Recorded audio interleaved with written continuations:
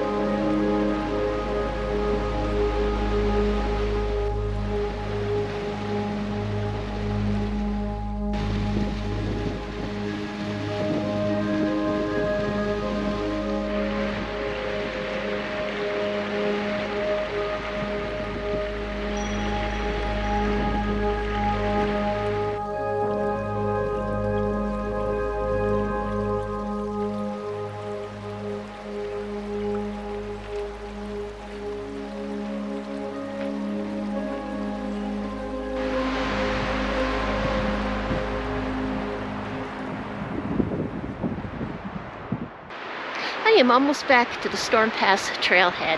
I hope you enjoyed the Boulder Brook Glacier Gorge loop hike today. It was pretty fun hiking up Boulder Brook with all those little cascades and that one little baby waterfall, but boy, is that section of trail steep. In fact, it is 1,450 feet of elevation gain in 2.3 miles. So it took me quite a while to get up there, but I really enjoyed the other trails that I got to hike and looping around and seeing Alberta Falls. So my mileage today was 8 miles and 1,650 feet of elevation gain. Thanks for joining me, and I will see you on the next hike.